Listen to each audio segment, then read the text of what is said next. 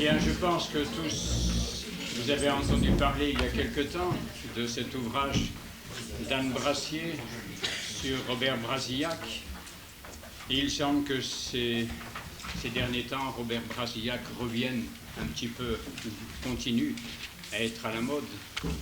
Sa pensée, son personnage ressurgit un petit peu. C'est pourquoi bien, nous avons pensé demander à quelqu'un qui connaît bien quand même la pensée de Robert Brasillac de venir nous en parler.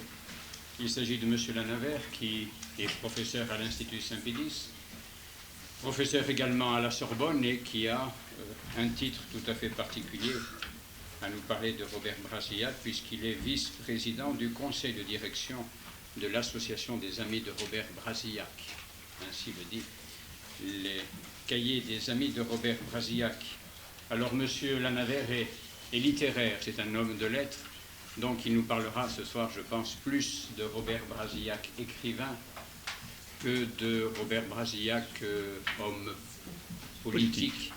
Ensuite, je pense que M. Brancourt ou d'autres historiens pourront apporter un complément sur le rôle qu'il a joué pendant des années un petit peu difficiles de notre histoire.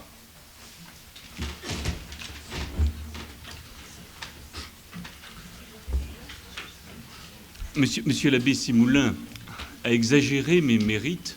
Certes, je suis un vieil ami de Robert Brasillac que je lis depuis longtemps et que je relis également, toujours avec un plaisir réitéré depuis longtemps.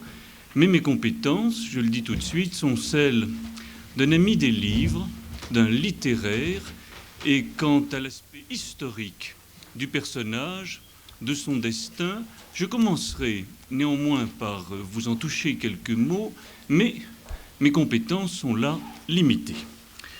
Quand monsieur l'abbé Simoulin m'a fait l'honneur de me charger de vous parler un peu de Robert Brasillac et de son œuvre, il me souvient que j'ai accepté volontiers, sans réflexion et sans réserve aucune, aussi bien depuis 30 ans. Déjà, j'ai pris contact avec l'œuvre de Brasillac, qui m'avait enchanté il y a 30 ans et qui, quand je relis ses livres, continue de me séduire. La déception ne vient pas, et je ne crois pas être victime de cette illusion fréquente qui fait qu'à relire des livres que nous aimâmes quand nous étions jeunes, c'est nous-mêmes jeunes que nous y retrouvons. Je ne le crois pas. Chaque fois, je me mets sur mes gardes, et c'est un plaisir égal qui revient. Je crois aussi avoir lu à peu près tout, là je suis présomptueux, ce qui a pu s'écrire en français sur Brasillac, et naïvement, je pensais n'avoir pas trop de difficultés à construire la conférence que j'essaie de vous soumettre ce soir. Mais je vous avoue, ces derniers jours, quand pour vous je travaillais, je vous avoue avoir subi quelque embarras, et j'ai mesuré une fois encore que l'œuvre de Brasillac, 43 ans après sa mort, n'avait toujours pas un statut, disons, simple. Autrement dit, il était quelque peu malcommode, encore, de parler de l'œuvre de Brasillac. Et c'est par là que je vais commencer. Ce sera mon premier point. Ensuite, j'en viendrai à la littérature, c'est-à-dire, alors cette fois de manière immodeste, c'est-à-dire que je vous soumettrai mes goûts. Et je tenterai de les raisonner, bien sûr. Je vous dis que, en ces jours de 88, la situation littéraire de l'œuvre de Brasillac est plutôt malaisée. Pourquoi ? J'ai essayé d'ordonner les choses. Bon, commençons par l'œuvre elle-même. Elle est là. Elle est éditée, rééditée. Cette œuvre est vaste, très vaste, variée, bien sûr. Je m'amusais à faire un peu de comptabilité pour vous tout à l'heure. L'édition dite des œuvres complètes de Brasillac, préfacée et organisée par M. Maurice Bardèche, qui avait présenté au public, à partir de 1963, 12 gros tomes. Cette édition des œuvres dites complètes de Brasillac comporte rien moins que 8634 pages. Et oui, 8634 pages. Et les chercheurs découvrent à peu près régulièrement des œuvres, il est vrai mineures, que M. Bardèche n'avait point cru devoir retenir, ou que peut-être il ignorait. Vient de paraître à la Pensée universelle les chroniques de critique littéraire de Robert Brasillac au Petit Parisien, au début de l'occupation. Des chercheurs font paraître ici et là des lettres. Vous en trouvez d'inédites dans la bonne biographie de Brasillac que vient de donner au public Madame Anne Brassier. Donc, l'œuvre éditée, rééditée, elle est là et bien là.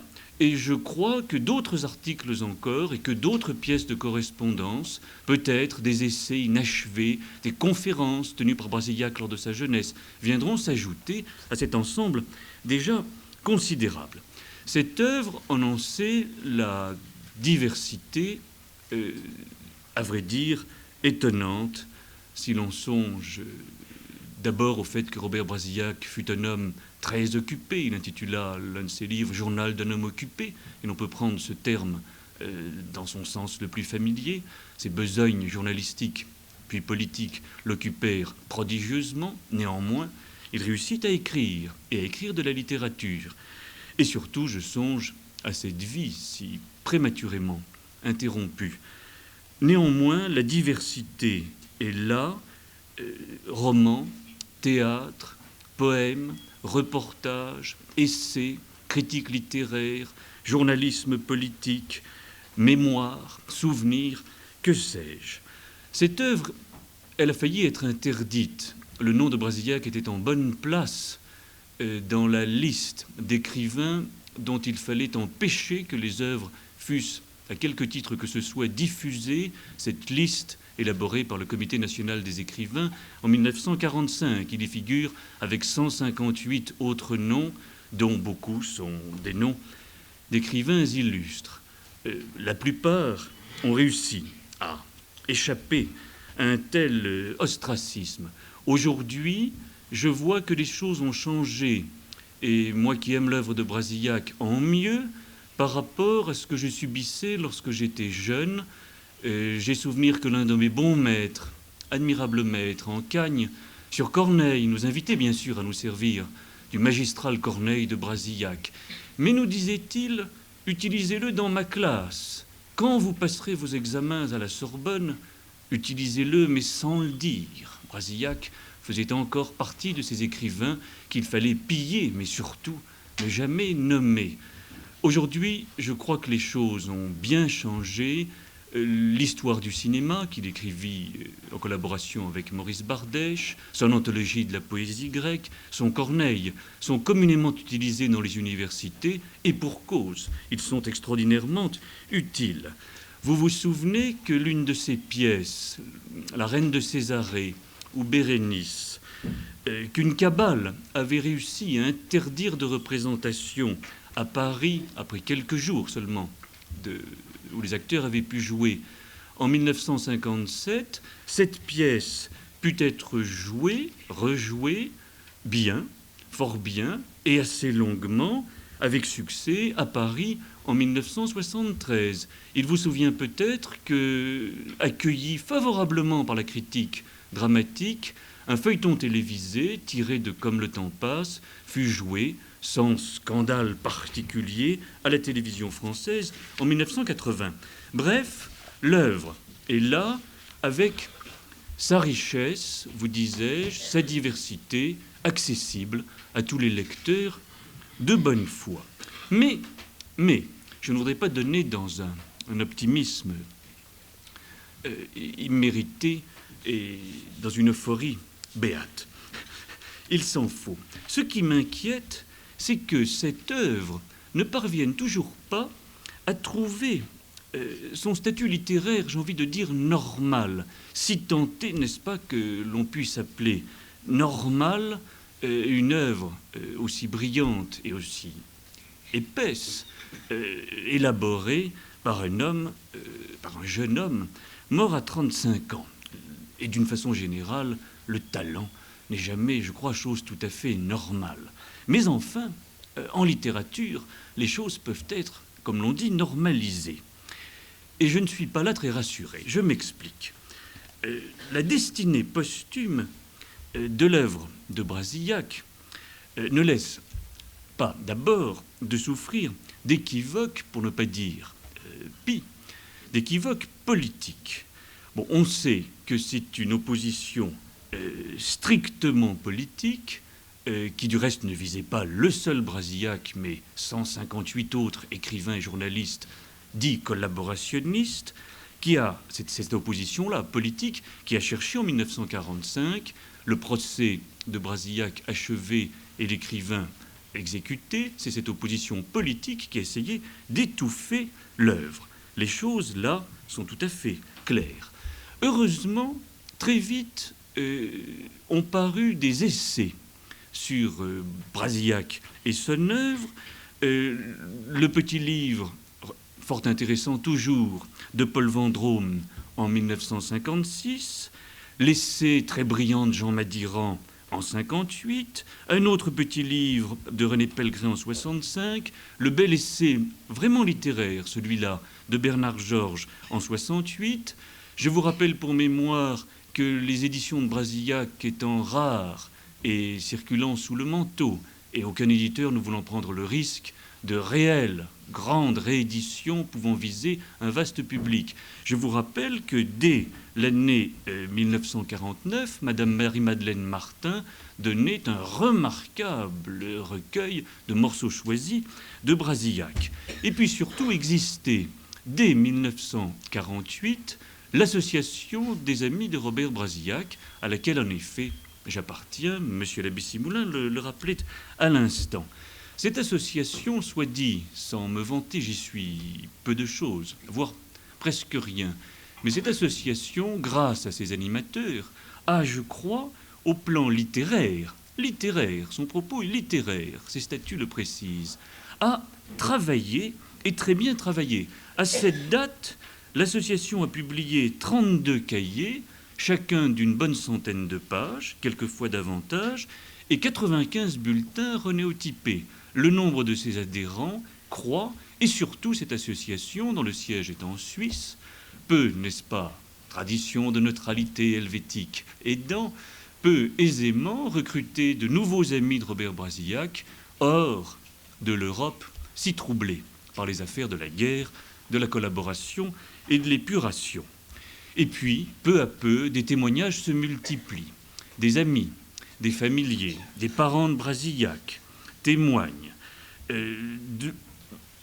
Ceux qui l'ont connu ont écrit, à commencer par Maître Jacques Izorni, des livres dont la qualité documentaire est irremplaçable. Et puis, peu à peu, ont paru de grands et gros livres qui aujourd'hui existent.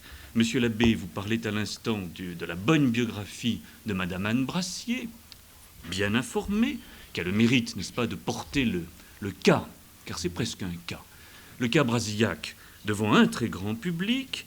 Existent des essais intéressants, les engagements politiques de Brasillac, le livre de Paul Ceran, le maître livre de Jean-Marie Dieudonné sur l'histoire du journal et de l'équipe de Je suis partout, des ouvrages écrits hors de l'Hexagone, et cela compte beaucoup pour la destinée posthume d'un écrivain.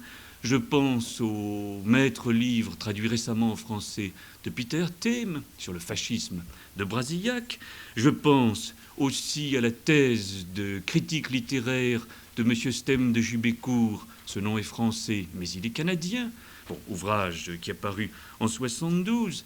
Bref, celui qui aujourd'hui veut s'informer sur l'homme, sur le milieu, sur l'œuvre, sur le sort humain et sur la destinée posthume des ouvrages de Brasillac, trouve amplement dans les bibliothèques, même en France, dirais-je, de quoi s'informer. Mais que de chemin reste, à mon avis, encore à faire. Je ne sais trop si vous avez été sensible, je l'ai été en lisant des comptes rendus de presse, en écoutant quelques émissions, à l'accueil réservé, médiocre, délibérément léger, souvent, qui a été réservé au livre de Madame Anne Brassier.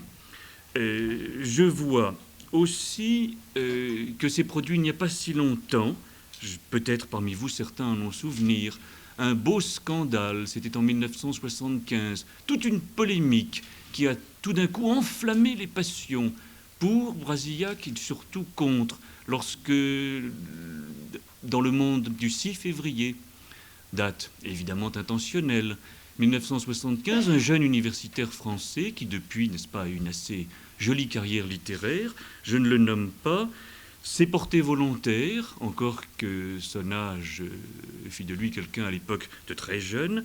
Il a affirmé qu'il se portait volontaire s'il fallait le refaire, je cite, pour figurer parmi les 12 hommes qui exécutèrent au petit matin le condamné Robert Brasillac. Bon, ce scandale et cette polémique, les cahiers Robert Brasillac vous donnent là toutes les informations requises sur cette affaire. Je me demande si, dans quelques années, un nouveau scandale de cette sorte, de très mauvais goût pour le moins, ne se reproduirait pas. Vous me direz que c'était les colonnes, un quotidien du soir, systématiquement hostile à ce genre d'écrivain. Peut-être, mais je ne suis pas rassuré pleinement quant à l'avenir. Tous ces livres, dont les auteurs sont des universitaires, souvent étrangers, canadiens, anglais, j'ai passé sur des titres italiens et américains, tous ces livres qui traitent, pour certains, de Brasillac politique, mais pour d'autres, en partie, et pour certains pleinement, de Brasillac écrivain. Ces livres, vous n'en trouverez point de compte-rendu dans la meilleure des revues d'histoire de la littérature qui existe en France, la très solennelle revue de la Société d'histoire de la littérature de France, la RHLF. J'ai bien peur, là encore, que des raisons politiques expliquent en partie cette abstention. Puisque je suis universitaire et que mon métier m'oblige à faire constamment de la bibliographie, discipline austère, que les historiens connaissent aussi, peut-être même les théologiens, et que j'en suis au statut universitaire de Brasillac, laissez-moi vous soumettre quelques chiffres que j'ai extraits des volumes de bibliographie de M. René Rancoeur et aussi de ces volumes qui paraissent une fois par an, édités par M. Otto Klapp, sur bibliographie, Französisch, littérature, Gesellschaft, que sais-je. Et j'ai fait des statistiques. Je commence seulement à l'année 1969, avant le décompte est mal commode, et il vous souvient peut-être que l'année 68 fut troublée, et pour la presse et pour l'édition, d'autres événements sollicitaient les attentions. Depuis l'année 69 comprise, Brasillac a été l'objet, en français et en d'autres langues, de 224 publications, allant du simple article ou articulé jusqu'à la thèse, aux gros ouvrages. Ça nous donne une moyenne d'un peu plus de 12 titres par an. Merveille, direz-vous? Non, point du tout, car dans ces 12 titres par an figurent en bonne partie les articles qui sont répertoriés isolément des cahiers des amis de Robert Brasillac, qui comprennent, n'est-ce pas, une livraison par an. Donc ne soyons pas trop optimistes et voyons les chiffres intéressants d'autres écrivains maudits, qui furent un temps maudits. Je prends le cas de Céline. Céline, depuis l'année 1969, Céline eut droit, excusez-moi, à 766 titres, dont une bonne centaine en 1976, où l'on fêtait le 40e anniversaire de Mort à crédit, ce qui fait un peu plus de 42 publications par an. Drieux-La Rochelle, les statistiques parlent moins bien. Très peu de gens daignaient écrire sur Drieux-La Rochelle avant qu'une bonne biographie de lui ait paru et avant que, je dirais, une certaine philosophie existentialiste n'ait pu plus ou moins récupérer Drieux-La Rochelle. À l'heure qu'il est, l'on écrit beaucoup plus sur Céline que sur Brasillac et beaucoup plus sur Drieux-La Rochelle que sur Brasillac. Alors pourquoi ce statut précaire de l'écrivain qui nous réunit ce soir? Je voudrais essayer de dissiper des équivoques qui rendraient l'œuvre de Brasillac particulière. Elle est particulière par le talent qui s'y manifeste, mais j'émets sur d'autres particularités bien des réserves.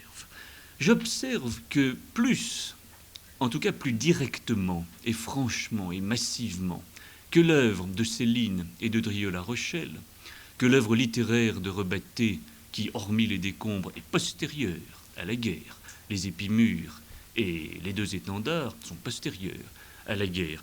J'observe que l'œuvre de Robert Brasillac est très largement ouverte et directement ouverte à la politique. Et cela très tôt dans la carrière de Brasillac, puisque, n'est-ce pas, dès 1930, il collabore en tant que critique littéraire, certes, mais là, la littérature implique aussi un combat d'idées. Il collabore à l'Action française. Et sa collaboration à l'Action française durera jusqu'à la guerre. Très vite, de manière annexe, Robert Brasillac est un collaborateur occasionnel, puis très, très régulier, de la Revue universelle de Bainville et de Massis. Puis, il donne, l'on dirait aujourd'hui, des piges à Je suis partout. Cela commence en 1931. En 1936, il collabore régulièrement à Je suis partout. Il en devient rédacteur en chef en juin 1937 et il y travaillera jusqu'en 1943, au moment de sa séparation éclatante et douloureuse avec l'équipe de Je suis partout, à une réserve près, l'interruption de la guerre et de la captivité. Donc, le journaliste, et très vite le journaliste politique, fut très important dans l'homme Brasillac. Et je ne m'étonne pas qu'il ait laissé dans ses romans, dans ses essais de critique littéraire, dans ses articles de critique littéraire, je ne m'étonne pas qu'il ait laissé toute cette production que d'autres auraient voulu pure de tout mélange avec la politique. Lui ne l'a pas voulu, et très tôt, la politique s'en est mêlée. En 1937, Comme le temps passe, roman qui évoque pourtant les années antérieures à la guerre de 14, puis l'immédiate après-guerre, après 18. Bon, Comme le temps passe, déjà, en 1937, dit que le sang héroïquement versé par les Français durant la Grande Guerre le fut peut-être en vain, car, je cite ici Brasillac, si les Français ont fait bien la guerre, ils n'ont pas su faire la paix. Plus exactement, c'est un des personnages de Comme le temps passe qui, dans les tranchées, pressent que les Français ne sauront pas faire la paix. La biographie de Corneille, qui est le résultat, n'est-ce pas, de conférences faites chez Annie Jamet en 1938, juste avant la mort d'Annie Jamet, et le livre paraît en 1938. Le Corneille multiplie les allusions, et d'ailleurs, Brasillac eut raison, c'est ce qui fit la singularité de ce livre, qui dépoussiérait Corneille, bien sûr. Mais le Corneille multiplie les allusions à propos des grandes pièces politiques de Corneille à tous ces mouvements de masse qui ont porté les jeunesses soviétiques, fascistes, national-socialistes, en Espagne, les phalangistes. Les 7 couleurs qui paraissent en 1939 disent les congrès du national-socialisme, disent la guerre d'Espagne. Notre avant-guerre, qui date de 1941, reprend pour partie des séquences des 7 couleurs. Et enfin, les derniers livres de Brasillac, Les Captifs, ouvrage inachevé qui paraîtra posthume, qu'il a rédigé sitôt après qu'il a été fait prisonnier par les Allemands, en captivité. Les Captifs disent l'histoire, je cite Brasillac, d'un Julien Sorel fasciste entrant en politique au soir du 6 février 1934. Son dernier ouvrage, 6 heures à perdre, dit aussi, n'est-ce pas, le retour du prisonnier à Paris, qui découvre les heures noires de l'occupation, le marché noir et le temps exécrable où les Français ne s'aimaient pas. Une œuvre qui reflète à ce point une époque où la politique et les urgences politiques d'une époque ont pu si aisément rentrer, à telle enseigne, n'est-ce pas, que les historiens ont raison d'utiliser les romans de Brasillac pour y retrouver l'atmosphère d'un temps passé.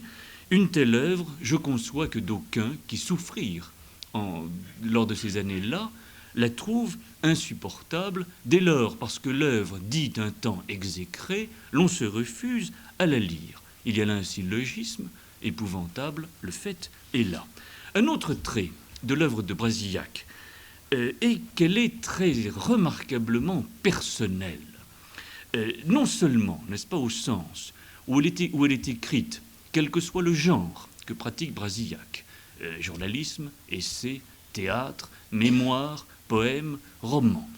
Quel que soit le genre, cette œuvre est écrite avec un style si caractéristique que l'on a vite fait, lisant n'importe quoi de Brasillac, d'y retrouver ce je ne sais quoi de commun qui fait que l'on peut dire qu'un écrivain a vraiment un style.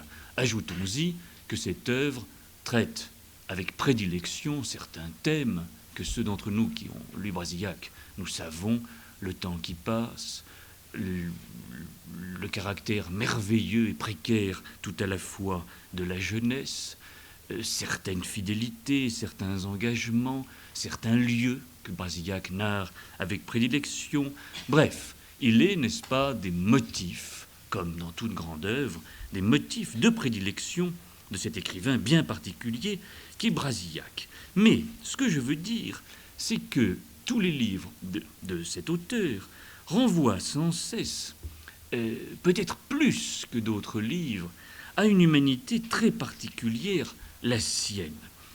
Je m'explique. Dès son premier livre, c'est-à-dire dès l'Enfant de la nuit, le premier étant en présence de Virgile, dès son premier livre, Brasillac prend l'habitude de confier le soin de la narration de toute l'intrigue romanesque à un narrateur chargé, n'est-ce pas, d'épier les personnages, de rapporter au lecteur ce qui leur advient, d'interpréter leurs gestes, leurs silences, leurs comportements, narrateur au besoin capable d'entrer lui-même dans l'intrigue pour, par exemple, sauver la petite Anne dans l'Enfant de la nuit. Ce narrateur dit évidemment « je », et il ressemble beaucoup, comme le narrateur de La Recherche du temps perdu, le petit Marcel de La Recherche du temps perdu, ressemble beaucoup au Marcel Proust que nous savons. Dès, n'est-ce pas, l'Enfant de la nuit, le narrateur se nomme Robert B. Point. Et il a le merveilleux métier d'être ensemblier, car tout narrateur de roman est homme à construire cet ensemble qui nous enchante, qui est un roman. Il parle à la première personne. Il en va de même dans Comme le temps passe, où l'ami de Florence et de René se souvient de ce que fut leur destinée et vient à leur place témoigner et reconstitue leur histoire en parlant, là encore, à la première personne. La première personne est employée par séquences entières dans Les 7 couleurs. Dans 6 heures à perdre, le narrateur dit « je ». C'est Brasillac lui-même, manifestement, qui est rentré libéré de son camp de prisonnier et qui s'inquiète de ce qu'il advient des amours d'un camarade qu'il a laissé derrière les barbelés allemands. Et il dit « je », sans cesse. Ce « moi » qui parle si souvent dans les romans de Brasillac, c'est, avons-nous l'impression, le même qui parle dans les textes autobiographiques de Brasillac, dans Notre avant-guerre ou dans le journal d'un homme occupé. Et bien sûr dans les articles de journaux, y compris dans les articles les plus engagés au plan politique. Si bien que lire un livre de Brasillac, c'est presque inévitablement y rencontrer un homme, c'est-à-dire une sensibilité et littéraire et une humanité, mais aussi un homme avec ses convictions et notamment politiques. Et dès lors, il est bien malaisé, si tant est qu'on veuille le faire, de lire l'œuvre de Brasillac comme Proust voulait qu'on lise la littérature, en faisant abstraction du moi social de l'écrivain, le moi, prétend Proust dans le Contre Sainte-Beuve, de l'écrivain que nous, lecteurs, nous découvrons en filigrane dans son livre. Ce moi, c'est son moi profond, sans rapport, affirme Proust, avec le moi social, celui que connaissent ses relations, moi purement mondain, le moi de l'écume des jours. Bon, je conçois la gêne, je vous l'avoue, voire l'hostilité de ceux qui, croyant avoir de bonnes raisons d'en vouloir à l'homme que fut Brasillac, ne peuvent, et je crois que pour certains, il faut bien convenir qu'ils sont de toute bonne foi, ne peuvent s'empêcher de retrouver, même dans un roman ou dans un poème, comme en filigrane, le rédacteur en chef de Je suis partout, et celui-là même qui traînait devant une cour de justice fut condamné en 1945. Je pourrais vous en donner quelques exemples récents de la part d'écrivains donnons-leur le privilège de la bonne foi, c'est toujours ainsi qu'il faut procéder, d'écrivains ayant nourri à l'égard de Brasillac une extraordinaire animosité, et puis sur le tard, le lisant et le relisant, et désavouant leur jugement d'antan. Je viens de trouver cela au tome 4 de cette longue série qui vient de s'achever, Le temps immobile. Le tome 4 est intitulé La terrasse de Malagar, souvenir, mis en forme de manière assez particulière, de Claude Mauriac, le propre fils de François, dont l'animosité pour Brasillac fut sous l'occupation et après extrême, et puis il revient de ses jugements, mais non sans peine. Et il dit, n'est-ce pas, ne pouvoir succomber que sous le charme de quelques pages seulement. Partout ailleurs, il voit le personnage qui, dans Je suis partout ou ailleurs, accablé de sarcasme, François Mauriac, ce qui, on le conçoit quand on se nomme Claude Mauriac, peut être assez désagréable. Mais surtout, et je crois qu'il faut y venir, si l'œuvre de Brasillac occupe aujourd'hui encore une place si exceptionnelle et peut-être, je dis peut-être, j'espère me tromper, marginale, c'est que pour nous, ces lecteurs, il nous est à peu près devenu impossible de parler de cette œuvre sans songer à ce matin du 6 février 1945 où Brasillac trouva la mort, fusillé au fort de Montrouge, reconnu qu'il avait été, je cite, coupable du crime d'intelligence avec l'ennemi. Durant son procès et jusqu'à sa dernière déclaration devant la cour, Brasillac a revendiqué, avec un courage que tout le monde, y compris ses adversaires, presque tous ses adversaires, lui reconnaissent, Brasillac a revendiqué pleinement ses responsabilités. Et, notamment, il a revendiqué pour sa vie et son œuvre une pleine cohérence. Je le cite. « Je vous dirai donc que j'ai pu me tromper sur des circonstances, sur des faits ou sur des personnes, mais je n'ai rien à regretter de l'intention qui m'a fait agir. Je ne puis rien regretter de ce qui a été moi-même. » Avec une dignité étonnante, avec beaucoup de courage, Brasillac a porté pleinement la responsabilité que ses juges faisaient peser sur ses épaules. Et ce faisant, il a lui-même donné à son œuvre une cohérence que peut-être elle n'avait pas. En bon français, il me semble que c'est Brasillac lui-même, par la façon qu'il eut de regarder, comme il le dit, la mort en face, qui nous oblige, nous, ses lecteurs, à lire cette œuvre comme orientée vers ce petit matin du 6 février 1945 où on le fusilla. Tout, n'est-ce pas, lorsque nous relisons cette œuvre, semble s'y conjuguer en termes de destin. Cette œuvre s'avance vers des préférences politiques, puis un engagement politique, puis un combat politique, puis un procès, puis la mort, et la mort regardée en face. C'est-à-dire que depuis le procès Brasillac, il semble que littérature et que politique soient indissociablement liées.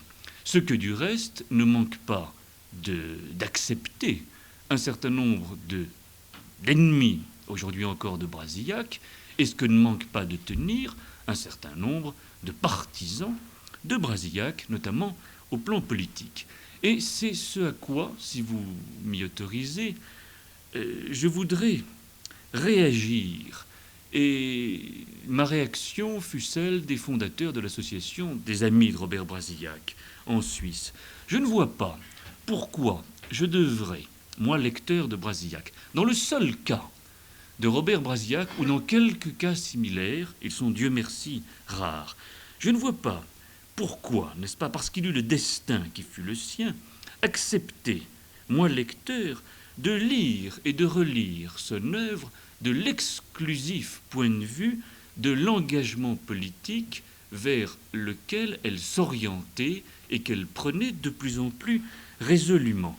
Quel qu'ait pu être l'homme Brasillac et quelques valeurs qu'ait pu revêtir à ses yeux, aux yeux de ses partisans comme aux yeux de ses adversaires et aux yeux de la postérité aussi, les choix politiques de Robert Brasillac Je vous avoue que lorsque je me trouve devant ces livres, je me situe en tant que lecteur passionné, car le talent est là, en surnombre, et je sais, mon métier est d'enseigner la littérature, je sais trop d'exemples où les livres n'ont point du tout le sens qu'ouvertement leurs auteurs ont voulu leur donner. Heureusement que les romans de Zola valent mieux, pour certains tout au moins, que ce que Zola en a dit. Heureusement que Flaubert se trompait sur la qualité de ses romans, car si Flaubert et Zola avaient eu raison, leurs livres n'eussent rien valu. Excusez-moi.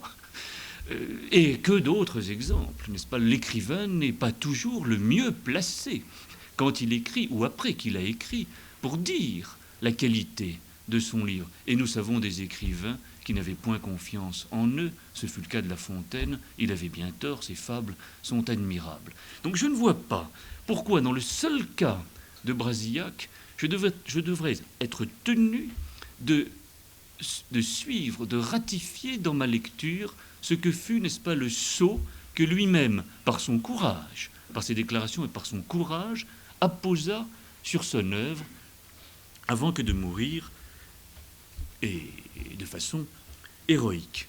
Je ne vois pas aussi que la politique doive, à ce prix, bien sûr, il n'est pas question de mettre entre parenthèses la carrière politique de Brasillac. C'est impossible avec des livres qui nous disent une époque et avec des livres qui furent écrits par un homme qui prit les engagements politiques que nous savons. Mais je ne vois pas pourquoi la politique devrait à ce point peser quant au jugement littéraire. Je vous avoue n'être pas communiste. C'est ainsi. Distraction de monsieur l'abbé, j'ai pu introduire un loup dans la bergerie. Je vous avoue n'être pas communiste. J'ai souvenir d'avoir été touché par des romans que je trouve admirables, cette longue suite, Le don paisible de Mikhail Cholokov, stalinien enragé. Il était si stalinien que l'on a imaginé que ce n'était pas lui qui les avait écrits, ces livres. On refusait qu'un stalinien pût avoir du talent. Je ne suis pas communiste, vous disais-je. J'aime aussi beaucoup les romans de Roger Vaillant. Et non pas seulement parce qu'il abandonna le Parti communiste après les boucheries de Hongrie. Je ne suis pas protestant, non plus. J'aime beaucoup les tragiques d'Agrippa d'Aubigné, et je ne crois pas indispensable pour goûter les tragiques d'Agrippa d'Aubigné de les lire du point de vue que lui-même a imposé, prétend-il, à tous ses lecteurs dans son histoire de sa vie et dans son histoire universelle, l'histoire universelle des guerres de religion, où évidemment ce grand réformé enterré à Genève veut que le protestantisme l'emporte toujours. C'est donc, peut-être cavalierement, au gré de certains d'entre vous, tant pis, mais c'est ainsi que je lis cette œuvre qui m'enchante. C'est donc d'un point de vue littéraire et non point d'un point de vue historique ou moral ou politique que je tenterai de vous dire quelques-unes des qualités, à mon avis rares, de l'œuvre de Robert Brasillac. Ne déduisez pas de ce que je vous dis ici que je trouve inintéressant tous les travaux historiques, politiques, moraux portant sur l'œuvre de Brasillac. Cela n'est évidemment pas ma pensée. Dès lors que l'on rencontre dans ses lectures un très grand écrivain, je crois que c'est le cas de Brasillac, tout fait pièce et l'on a besoin de s'informer toujours sur l'œuvre, sur l'homme, sur tous les aspects de l'homme. Mes remarques littéraires, j'en viens à mon second point.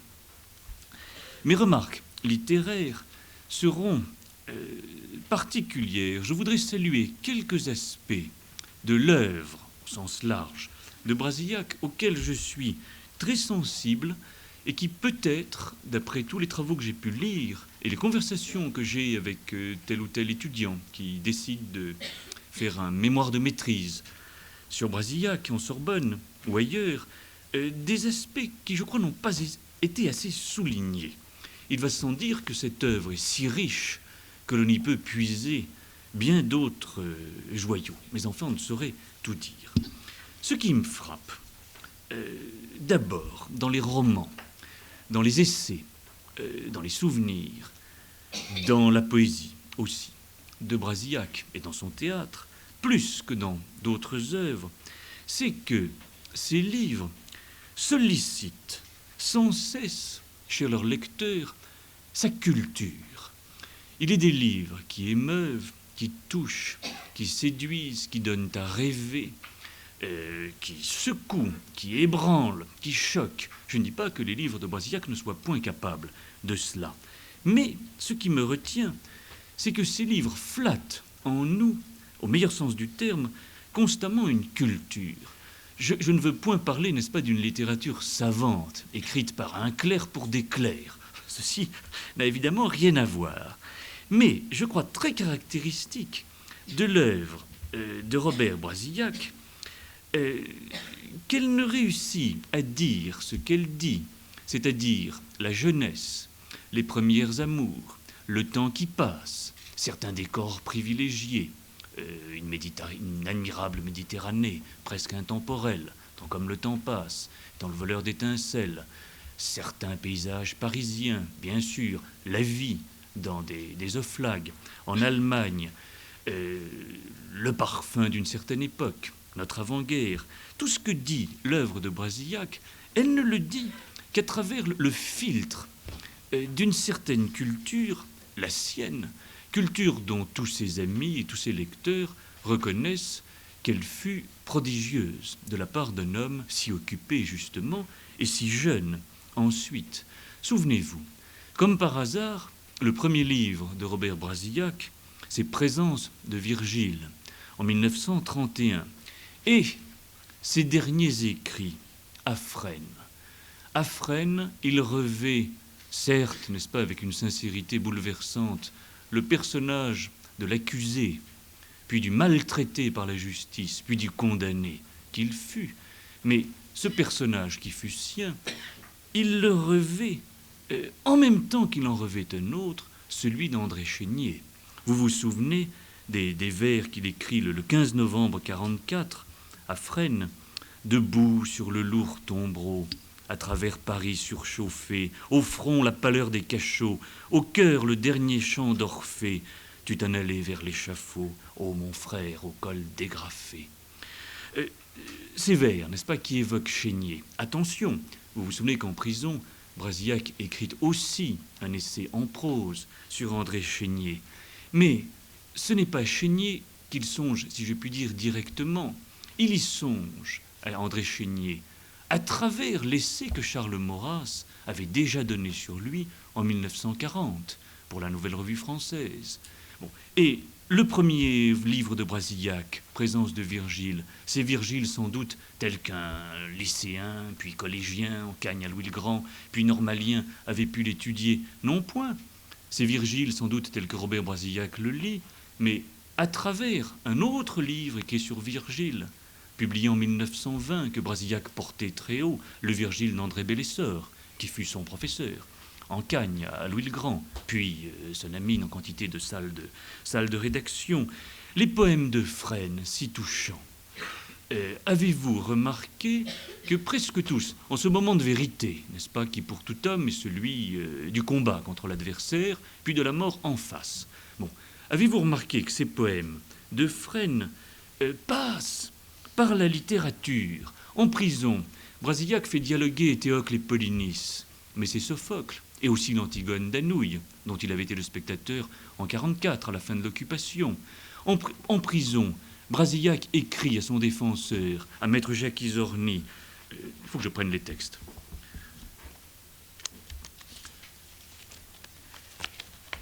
Les poèmes de Fresnes. Épître dédicatoire sur un rythme de Boileau. C'est Boileau qui sert de relais, si j'ose dire, entre Brasillac et Isorni. Mon cher Jacques Isorni, d'une plume qui grince, j'ai copié pour vous ces chansons un peu minces. Elles n'ont, je le crains, d'autres mérites vrais que d'être le miroir d'un temps mal inspiré. Et quand vous les lirez, qui sait, votre mémoire pourra ressusciter ces jours de notre histoire, les prisons aux grands murs et frênes bruissants, des vaincus, qui parfois ont été des puissants. Bon. Vous vous souvenez qu'en prison, Brasillac écrit aussi en vers son testament, mais sur les maîtres même de cet autre illustre prisonnier, et condamné à mort comme lui, que fut François Villon. Dans les poèmes de Fresne, vous trouvez des échos de Guillaume Apollinaire, vous trouvez des allusions à Supervielle, et dans le dernier, c'est Péguy qui est là. Bien sûr, l'écriture, pour les psaumes. Péguy.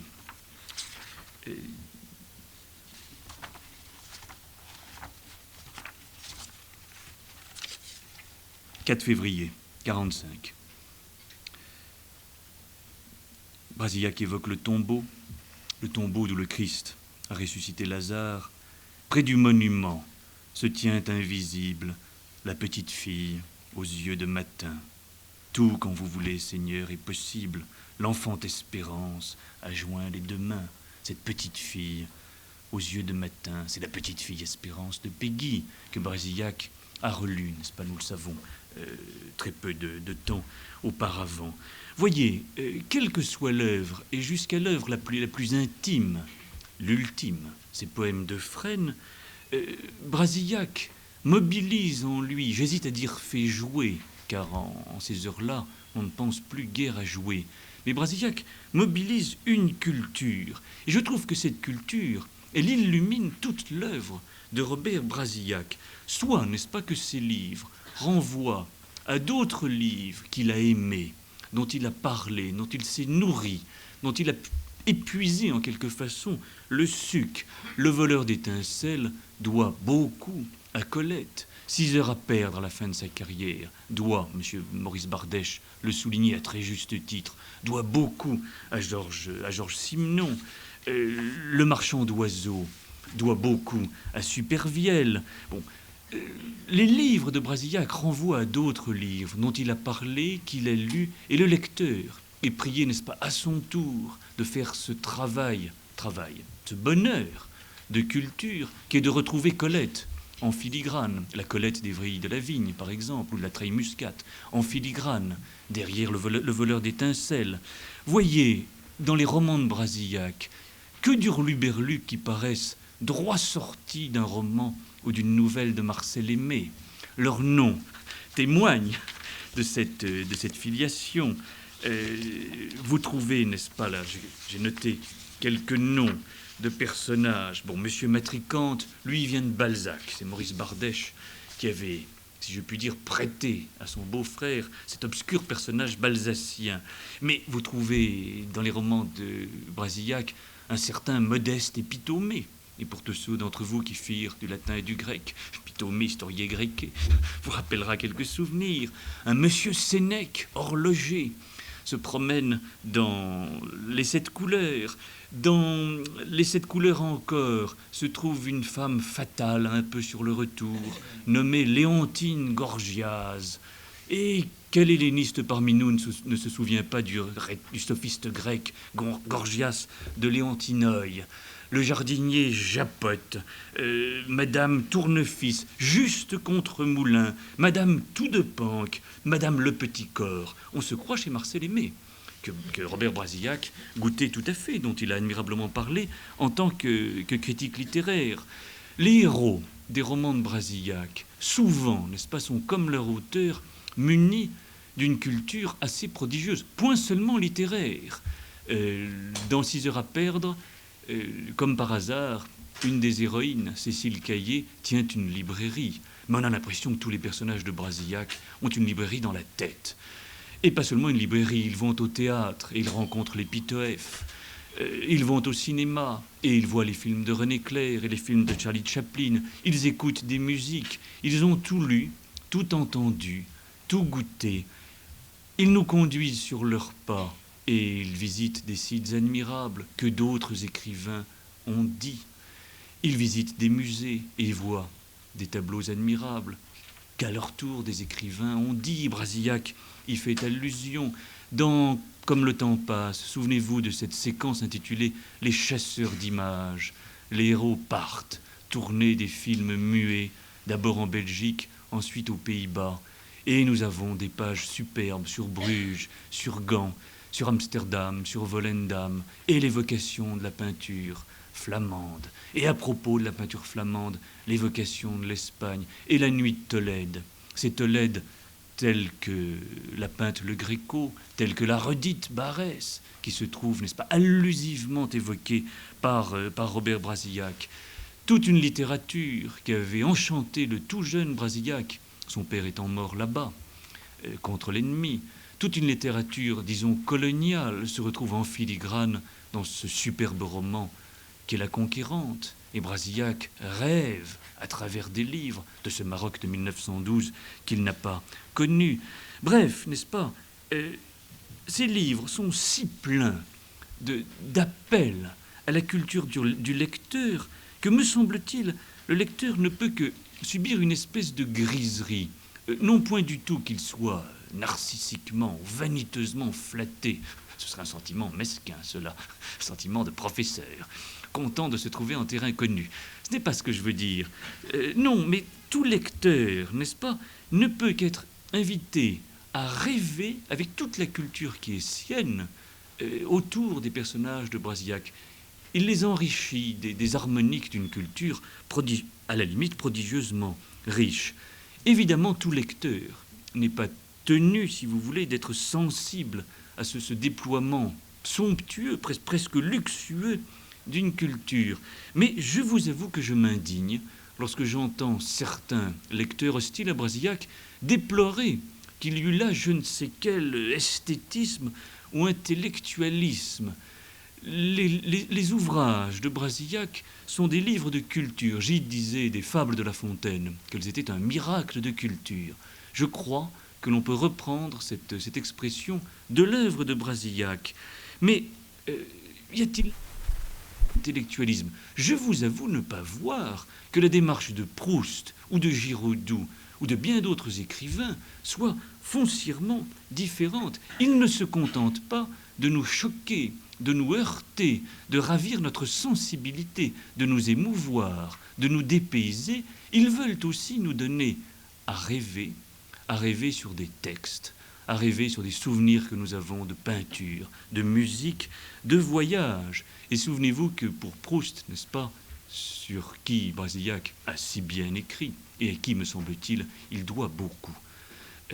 C'est un vaste sujet, cela.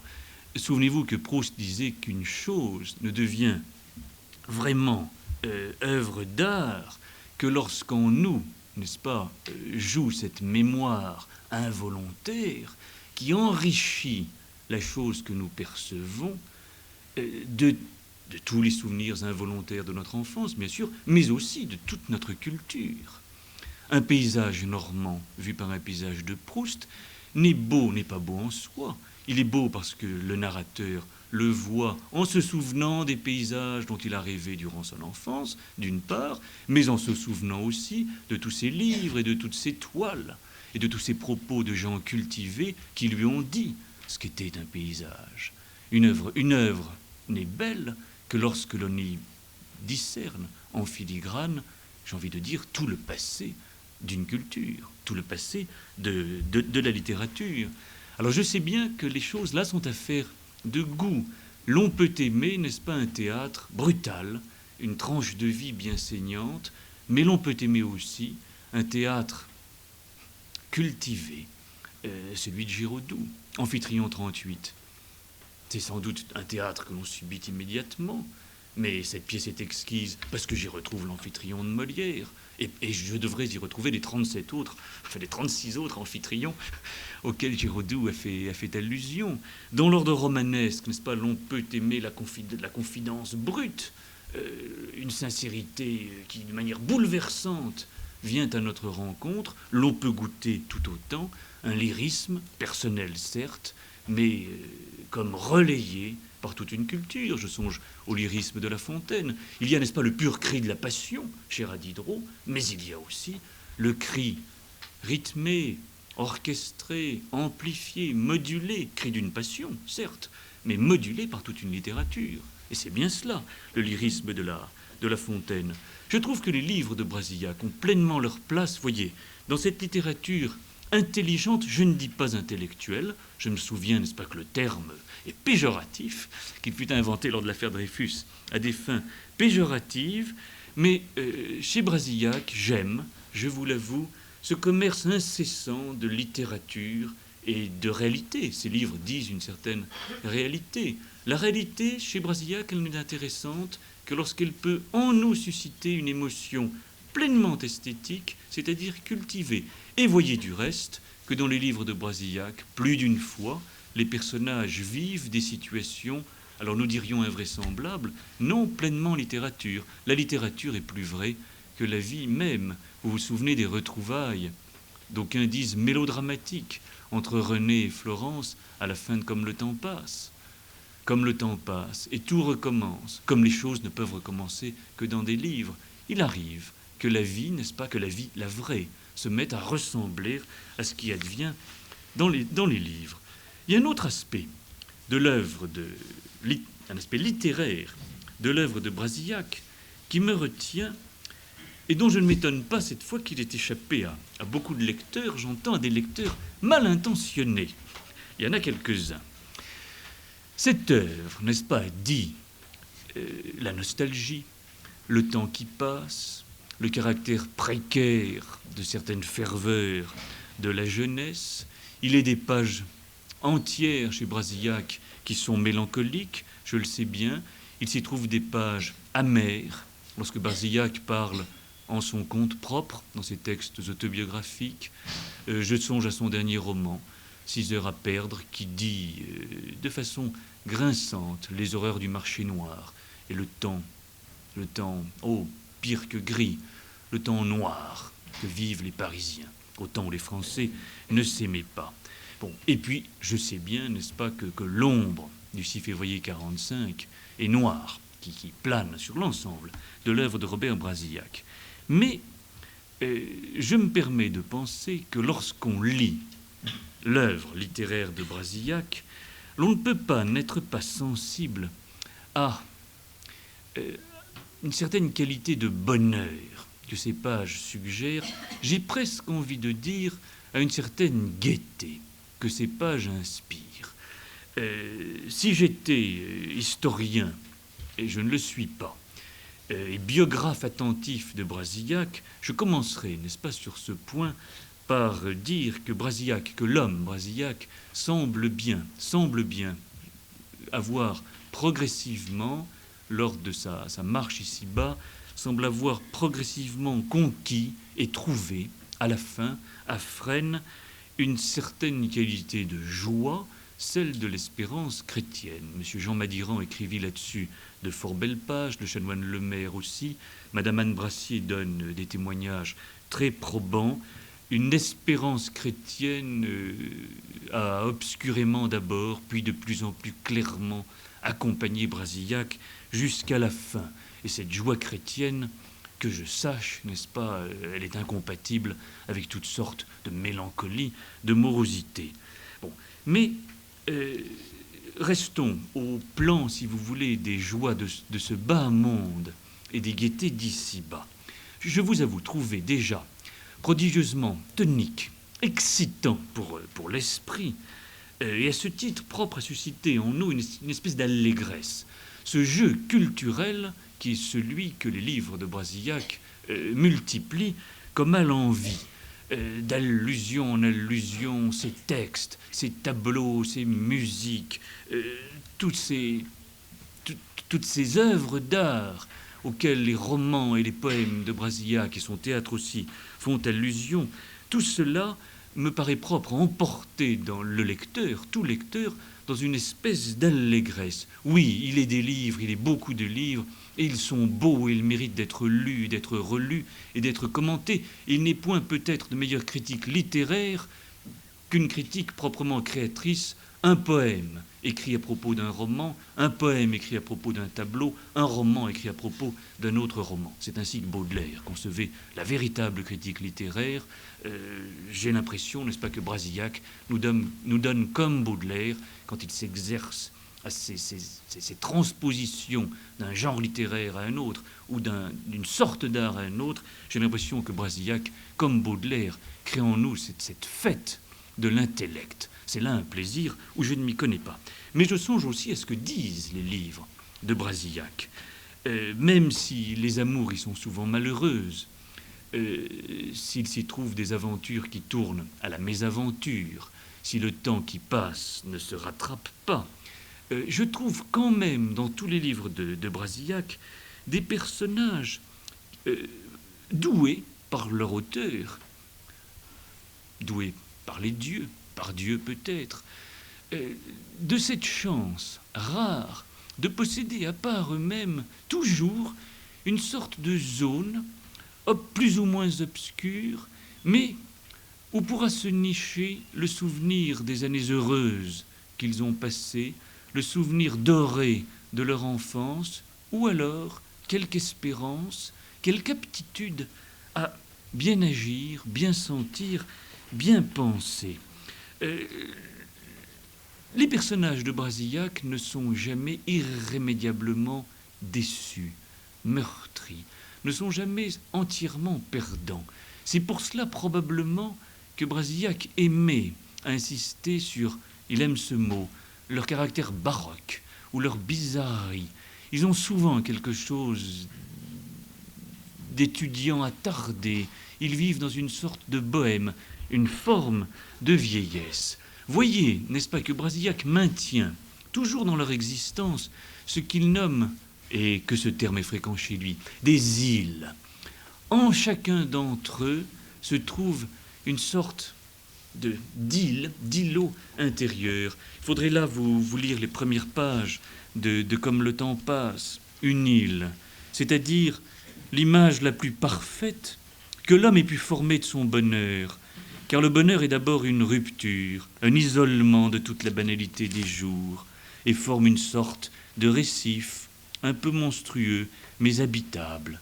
La vie d'un homme à qui plusieurs fois le destin a permis de goûter le bonheur est une succession d'îles. Et soudain, après avoir nagé longtemps, voici qu'il aborde l'une d'entre elles, et il y loge, et il y sourit, et il y mange, parfois pour 1 heure, parfois pour 10 jours.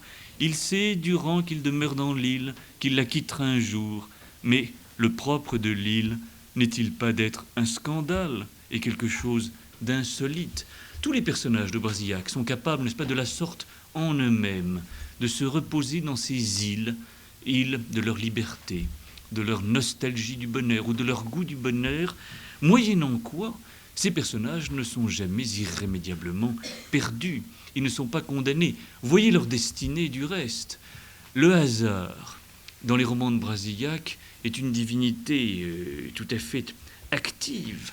La fortune raccommode des personnages qui s'étaient perdus. Tout est gâté. Et puis non, miraculeusement, une exception se produit, moyennant quoi le roman peut se poursuivre. Et jamais, n'est-ce pas, le ton ne devient carrément et exclusivement grave. Jamais le destin du personnage ne suit une courbe, je dirais, complètement descendante. Il en va de même pour les paysages, que dit Robert Brasillac.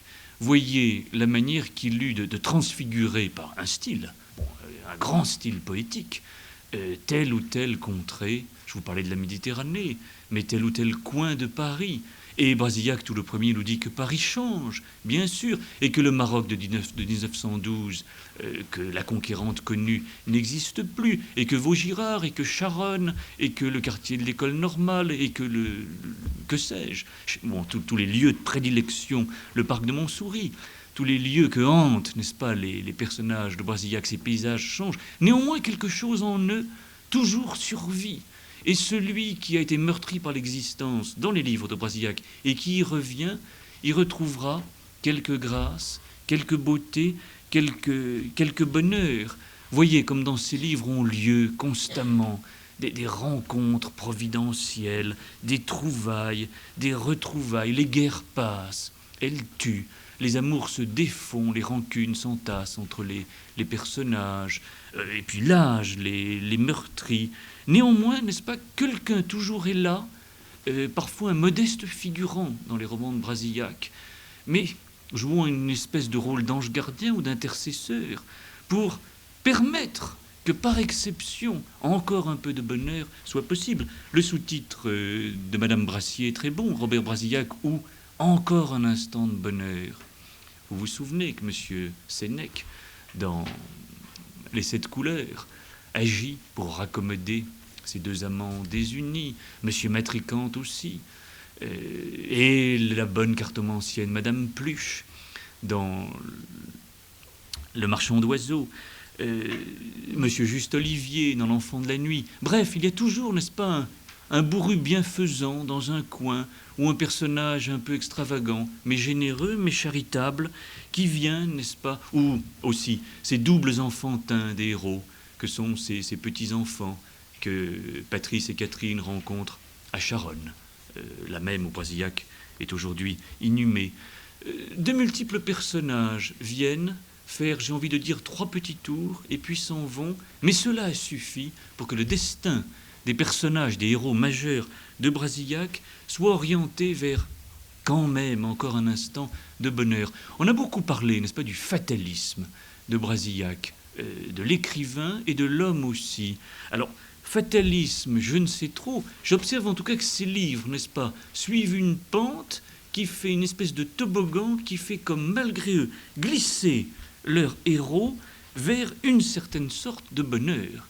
Le fatalisme va souvent avec je ne sais quel pessimisme, je vous avoue, n'en rien croire à lire les romans de Brasillac. J'ajoute que la structure même des romans de Brasillac oblige le lecteur à épouser à l'égard des héros dont Brasillac nous parle, des paysages qu'il évoque, des époques qu'il dit. Nous, lecteurs, nous sommes comme obligés d'éprouver à l'égard de tout cela une sorte de bienveillance, celle-là même du romancier envers ses personnages et les décors où il les a fait évoluer. Souvenez-vous, le voleur d'étincelles est l'histoire d'un personnage, Lazare, qui va à la recherche des racines qui sont siennes dans sa lointaine province. Ce faisant, n'est-ce pas, il y rencontre un premier amour non consommé, d'où il gardera une expérience inoubliable. Au fond, ce personnage est allé à la recherche de soi. Le narrateur nous a conduits avec son personnage et nous sommes obligés d'épouser toutes les sympathies de Lazare Mire.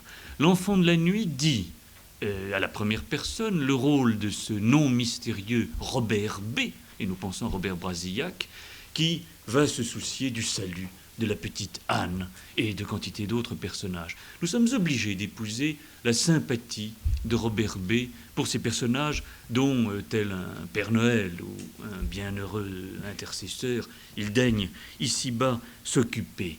Donc comme le temps passe, et dans 6 heures à perdre, nous sommes, n'est-ce pas, pareillement aux côtés d'un narrateur, témoin de ces personnages, complice d'eux, indulgent à leur égard, se penchant paternellement, de façon tendre, et j'ai envie de dire, sur eux, sur leur avenir, sur leur salut humain, et dans certains cas, sur leur salut religieux. Et voyez comme Brasillac a aimé, n'est-ce pas, à se faire chroniqueur et historien. J'aime, n'est-ce pas, que étymologiquement, chez Hérodote, le mot histoire est le sens d'enquête. Faire les romans de Brasillac, ce sont des histoires. Il nous raconte des histoires. Il dit l'histoire de ses personnages. Mais c'est une enquête. Et il n'est point d'enquête sans un peu de curiosité, dans le cas de Brasillac, sans beaucoup de sympathie. Alors cette enquête, elle est patiente, elle est prudente, elle est circonspecte. Le narrateur respecte ses personnages, il conjecture leurs pensées, il pressent leur avenir, il recueille sur eux des témoignages, il suppute leurs chances, il tremble avec eux, il les plaint, il espère avec eux. Bon, l'on a souvent parlé, n'est-ce pas, de la tendresse de l'œuvre de Brasillac, bien sûr dans les poèmes de Fresne, mais aussi dans ses romans et dans son théâtre. Ce que je veux ici retenir, c'est que cette tendresse qui semble avoir caractérisé l'homme, Brasillac, d'après ceux qui l'ont connu, et que lui-même, n'est-ce pas, a confié à beaucoup de ses personnages, je pense à beaucoup de silhouettes féminines de l'œuvre de Brasillac, qui sont là, quasi maternelles, patientes, attentives, la tendresse incarnée. Mais cette tendresse, je vois que la forme même des livres de Brasillac, la technique narrative qu'il a adoptée, nous oblige, nous lecteurs, à la partager. Si bien que, très vite, nous mesurons que tout ce dont Brasillac veut bien nous parler, ces personnages, leurs intrigues, les paysages qu'il évoque, les époques que ces personnages traversent, et qui sont souvent celles que lui-même connues. Tout cela, n'est-ce pas, nous mesurons que cela mérite notre curiosité, que c'est intéressant, que c'est attachant, que c'est digne de notre sympathie, digne de notre indulgence, parfois de notre admiration. Au fond, dans les livres de Brasillac, rien ni personne ne vit jamais de manière indifférente ou insignifiante. Aucune vie n'est vécue en vain. Il y a toujours quelque chose dans une vie, quelle qu'elle soit, qui mérite notre attention. En d'autres termes, dans l'œuvre de Brasillac, rien ni personne, y compris des personnages que Brasillac exècre. Je pense ici à des essais politiques un peu engagés, y compris dans ses romans, des personnages qui sont, n'est-ce pas, donnés comme de mauvais personnages. Même ceux-là ne sont jamais complètement disgraciés. On a beaucoup parlé, à propos de Brasillac, d'un univers qui serait un univers gracieux, au sens esthétique du terme. Je crois que cela est vrai aussi au sens moral. Même son roman le plus noir, 6 heures à perdre, qui dit le marché noir, où vous y trouvez de malheureux personnages broyés malgré eux dans la chasse à la subsistance et embarqués malgré eux dans d'épouvantables affaires de résistance, de collaboration active ou de marché noir tout simplement. Même ces personnages, par moments, ont comme par distraction, si vous voulez, un geste de générosité, un trait séduisant, une bonté, un souvenir. Je trouve, n'est-ce pas, qu'à ce titre, l'œuvre entière de Brasillac me paraît heureuse, et ce n'est pas la lecture des poèmes de Fresne qui me donne tort. Je vois que jusqu'à la fin, Brasillac dit l'espérance, et la petite fille aux yeux de matin, la petite fille espérance. Alors il faut conclure, car je ne veux pas abuser de vous. Voyez, je n'ai pu saluer, parmi tant d'autres qualités que cette œuvre revêt à mes yeux, que 2 aspects. La prodigieuse culture que l'œuvre de Brasillac manifeste et inspire à son lecteur, d'une part, et d'autre part, un certain bonheur de vivre, un certain bonheur d'être, que cette œuvre ne laisse pas de dire, quels que soient les genres successivement abordés par Brasillac. Et peut-être, je vous soumets cela à titre d'hypothèse, peut-être sont-ce justement ces 2 traits-là que j'ai marqués qui indisposent encore, à l'égard de Brasillac, nos contemporains et notre modernité, au moins une certaine modernité, celle qui fait fureur depuis 45, disons, et que la mode, indéfiniment, sans parvenir à l'user, semble-t-il, véhicule. Je m'explique. Voyez que notre modernité est souvent très, très prompte à privilégier tout ce qui surgit d'un écrivain, d'un artiste, spontanément, brutalement. On parle de créativité. Il faudrait, n'est-ce pas, qu'avec un degré zéro de l'expression, et que de manière quasi convulsive et fulgurante, quelque chose surgisse des profondeurs du moi, de l'écrivain ou de l'artiste. L'on parle de créativité, c'est-à-dire que l'on implique par là que ce qui vaut, ce sont des dons de nature, voire une créativité à un niveau naturel communément professé par tous. Au diable la culture. Quand on me parle de culture, je sors mon revolver et nous allons changer tout cela. Il vous souvient de certains slogans, de certaines révolutions culturelles ou de certaines prétentions à la spontanéité géniale communément professée. Bon, évidemment, l'œuvre de Brasillac n'est point de cette sorte. Non, n'est-ce pas, qu'elle nie qu'existe le naturel et une nature, et qu'elle veuille brider et brimer le naturel, mais enfin ce qui compte pour Brasillac, manifestement quand il écrit des œuvres littéraires, c'est la culture qui est sienne. Je conçois qu'une époque, n'est-ce pas, est prise de romans bruts, de théâtre violent, voulant entendre le pur cri de la passion, ne goûte guère cette œuvre-ci comme d'autres, comme celle de Giraudoux et, j'y ajoute, celle de Monterland. Et puis, si, comme je le pense, l'œuvre de Brasillac dit quand même, malgré la fin, le 6 février 45 de Brasillac, dit quand même un certain bonheur d'exister, je vois que notre modernité obsédé de démystification et de démythification, excusez ce jargon qui me salit la bouche, mais c'est ainsi, je vois que notre époque n'est point tendre pour le bonheur. Illusion que tout cela, qu'il faut démystifier. Ce qui compte, c'est l'absurdité de notre condition. Et notre mode est souvent sinistre, et la sinistrose, ce joli néologisme-là, dit beaucoup. Alors, si tel est le cas, je ne m'étonne pas, n'est-ce pas, que Brasillac, si cultivé d'abord, et dont l'œuvre est si heureuse ensuite, ne réussisse point tout à fait à séduire nos contemporains. Mais alors, je me rassure, les modes s'usent, bien sûr, et les ostracismes politiques, dès lors, ne sont point ce qui, contre le succès de l'œuvre Brasillac, serait le plus important. Je pense que ces réserves ou ostracismes ou condamnations ou arrière-pensées politiques ne tiendront plus sitôt que nos contemporains, ce que je vois d'étudiants passablement plus jeunes que moi m'encourage assez en ce sens, sitôt que nos contemporains accepteront de reconnaître que la culture, d'une part, et que le bonheur, d'autre part, mérite de nouveau d'être salué. Vous vous souvenez, n'est-ce pas, du beau titre qu'avait pratiqué Valérie Larbaud, la lecture, ce vice impuni. Lire Brasillac, pour certains, était un vice punissable.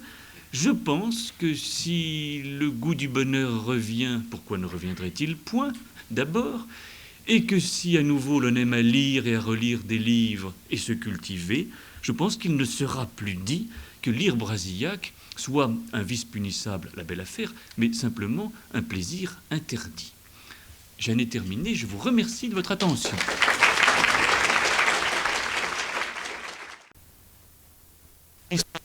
Pour répondre à vos questions dans la mesure de mes compétences. Mais qui sait tout? Cher ami, je vous remercie. Cette conférence m'a enthousiasmé et cela ne m'étonnait pas de vous d'ailleurs. Et vraiment, j'en suis encore abasourdi. Mais voyez-vous, moi j'ai été comme vous cagneux autrefois et c'est à ce moment-là que j'ai eu la révélation de Brasillac, puisque je traînais, enfin une vingtaine d'années après, enfin mes guêtres dans les classes d'un grand lycée parisien, qui a été le vôtre aussi, et j'ai lu à ce moment-là notre avant-guerre, et effectivement, on est frappé par l'identité d'ambiance. Je présume que les cagnes aujourd'hui ont changé, mais enfin, à l'époque, l'ambiance était exactement identique. Du coup, je me suis immergé dans Brasillac, ce que nous avons tous fait, oui. Et il y a un personnage qui est tout de même important dans Brasillac, me semble-t-il, c'est ce personnage qui revient, enfin cette idée qui revient constamment, le fascisme immense et rouge, comme il disait, oui. Les cathédrales de lumière, et cette description enthousiasmante qu'on pouvait lire. Je la lisais d'ailleurs avec d'autant plus d'enthousiasme que ça déplaisait aux autres, bien sûr, qui n'étaient pas tout à fait de cette nuance. Cette description enthousiasmante de la grande célébration de Nuremberg. Indiscutablement, il y a une présence chez Brasillac qui est absolument admirative du fascisme en lui-même. Grand espoir pour l'an 1000, grand espoir de la jeunesse, fascisme qui ne doit pas plus mourir que 1789 n'est mort, dit-il à un moment, et ce n'est pas le retour des rois qui a changé la permanence de 1789. Ça, ce n'est pas un chapitre très amusant, je le reconnais. Mais ça n'est pas parce que, écrivait-il, ce n'est pas parce que nous sommes vaincus que le fascisme est mort. Et le fascisme, c'est la grande espérance, c'est le fascisme qui marquera le XXe siècle. Je dois dire que ces propos m'avaient vraiment porté à l'enthousiasme. Enfin, tant qu'à faire, je ne suis plus à ça près quant aux condamnations. C'est vrai, et je persiste et signe, c'est absolument vrai. De même que j'ai été enthousiasmé, et beaucoup de mes camarades aussi, là et ailleurs, par tout ce qu'il a pu écrire sur la jeunesse, la communauté des héros, cette atmosphère inimaginable. Évidemment, le malheureux n'a pas vu les avachis des temps contemporains, et ces troupeaux de bêtes en blue jeans signés Lévi-Strauss qui se précipitent dans les universités. Pas nos étudiants. Pas nos étudiants. Ne plaisantons pas. Non, nos étudiants sont des civilisés. Non, mais enfin, il y a là, chez Brasillac, à propos du fascisme, il y a un enthousiasme permanent et je crois jusqu'à la fin. Alors, c'est une question que je voulais vous poser. Qu'est-ce que vous pensez quel est le fascisme de Brasillac? J'avais une autre petite question. Vous l'avez dit, je crois, il y a chez Brasillac, dans Brasillac, comme dans l'œuvre d'Henri Bosco, par exemple, toute cette mythologie païenne qui est toujours sous-jacente et qui est le fait d'un homme de culture latine et de culture grecque. C'est très apparent. Il y a aussi chez lui, je crois, une distance à l'égard de la religion pendant un temps. Mais alors, bien sûr, il y a en revanche, à la fin, une espèce une attitude devant la mort qui m'a beaucoup frappé et qui m'a d'autant plus frappé que j'ai étudié attentivement la mort des révolutionnaires. Spectacle confondant. Il faut vraiment avoir du goût pour le scabreux pour contempler ces choses-là. J'ai étudié la mort des révolutionnaires et la mort des révolutionnaires est en fait, quoi qu'en dise Vauvel et du suicide romain, est en fait souvent misérable moralement. C'est pas du tout le suicide romain, c'est des suicides à la petite semaine, ratés la plupart du temps, et suicides par pétoche. Tout simplement, d'ailleurs, c'est évident, ces gens-là savent qu'ils vont être condamnés, et que c'est irrémédiable, que ça va être demain, et ils sont convaincus qu'après, c'est le trou, il n'y a rien. Ça sera les vers. Ça n'est pas enthousiasmant. Alors, il est évident que plutôt que ça, ils préfèrent encore se suicider eux-mêmes et être maîtres de ce dernier moment. Si, chez Brasillac, au contraire, et tout le prouve, on est en présence de quelqu'un qui ne chancelle pas devant l'irrémédiable, parce que c'est ça ce qui est effrayant dans ce genre de cas. La Tocquenel l'avait évoqué, c'est la certitude que ce sera, c'est pas j'entrerai comme un voleur, que ce sera tel jour à telle heure, et que c'est irrémédiable. Et Brasillac domine cette question admirablement, et qu'est-ce qu'il fait? Il écrit. Il écrit quoi? Enfin, bien. Là, alors là, je le trouve, sur le christianisme de Brasillac, je pensais aussi vous demander votre sentiment. Donc, voyez-vous, deux questions. Son fascisme, d'une part, son christianisme, d'autre part. Petite question. Oui. Petite. Comme vous y allez. Je commence par répondre, autant que je le puis, à la seconde. Les témoignages commencent maintenant à être bien collectés, à être vérifiés, et c'est ce qu'a fait Madame Brassier dans son livre, et c'est ce à quoi s'appliquent aussi, n'est-ce pas, tous les collaborateurs des cahiers des amis de Robert Brasillac. Je crois qu'il y a lieu de rectifier une image qui fut longtemps proposée d'un écrivain, certes, n'est-ce pas, vaguement catholique de formation, puis indifférent, et très tard, seulement à Noisy-le-Sec, où il était incarcéré, puis à Fresnes, face à l'évidence de la mort, opérant un retour, alors indiscutablement très profond, ayant donné lieu à des accents littéraires admirables, opérant un retour et profond à la fois qui était celle de son enfance. Il semble, mais comme toujours en matière spirituelle, que les choses soient beaucoup plus compliquées.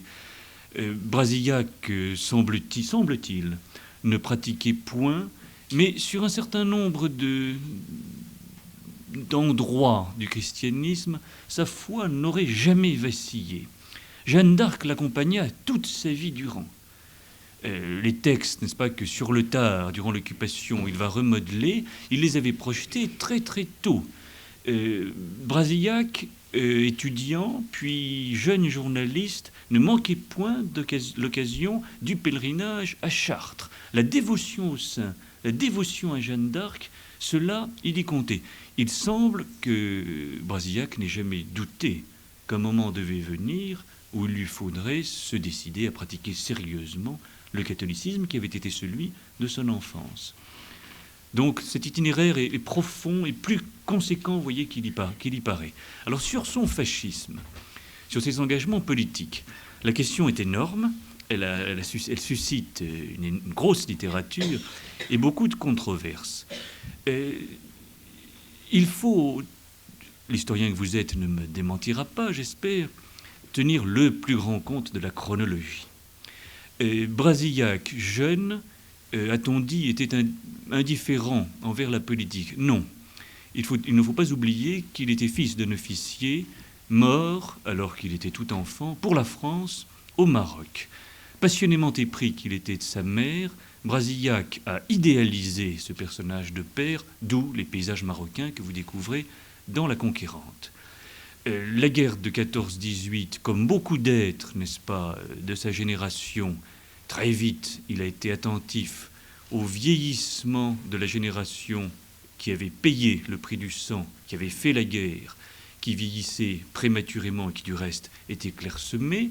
Et très vite, il fut inquiet devant l'état moral de ceux qui tenaient le pouvoir entre les deux guerres. Et il entre vraiment en politique à partir du 6 février 1934, qui l'a bouleversé comme beaucoup d'êtres de son âge.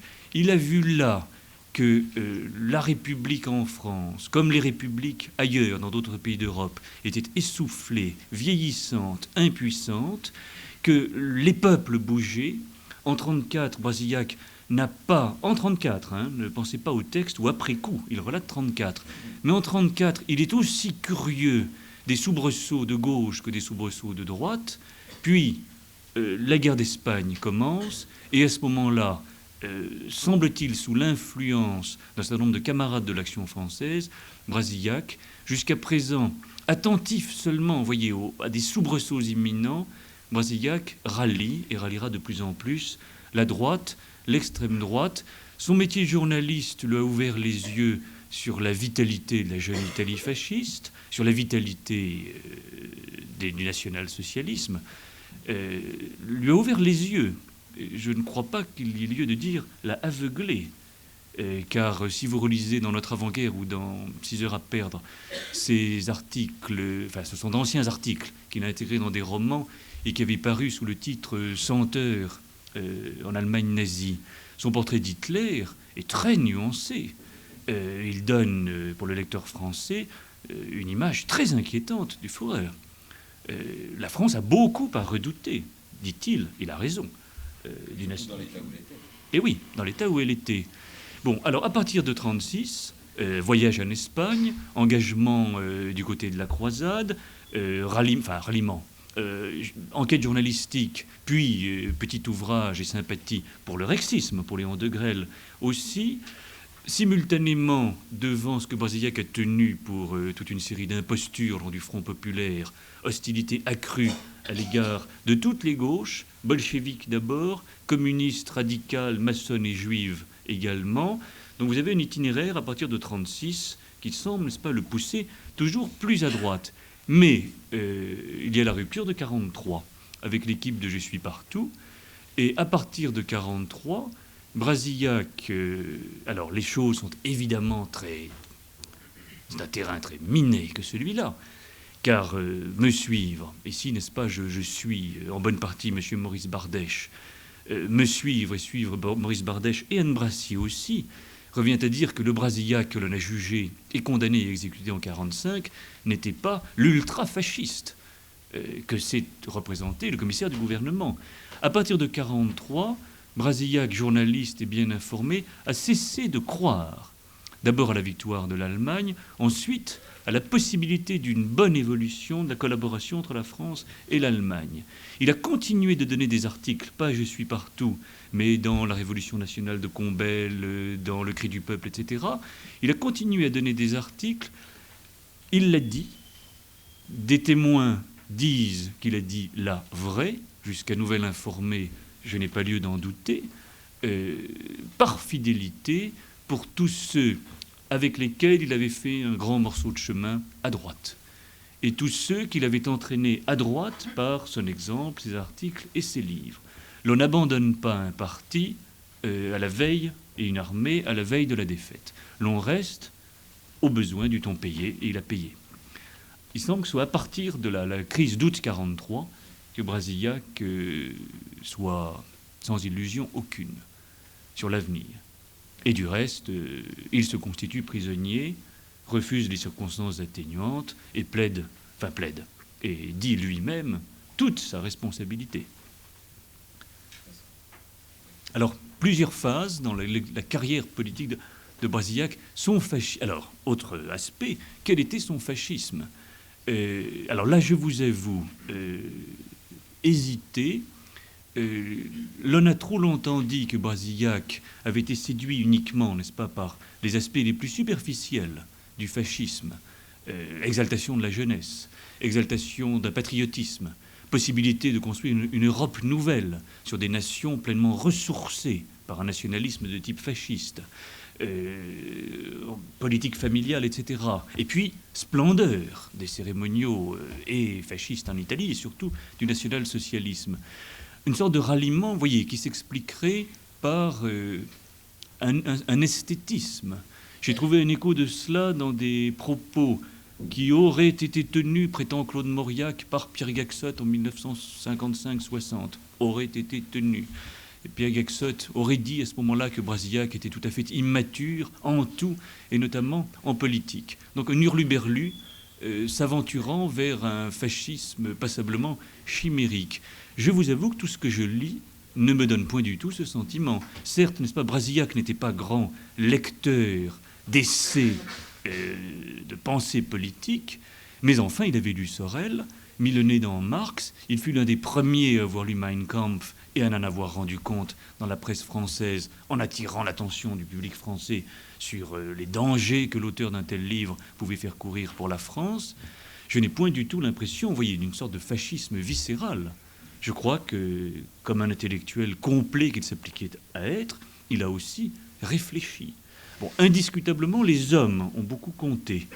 Il a subi la sympathie irrésistible, paraît-il, qui émanait de Léon Degrelle, en Belgique, pour Rex. Il a subi l'ascendant de Pierre Gaxotte, mais là, le terrain est très indécis. Aucune biographie bien précise de Pierre Gaxotte n'a paru.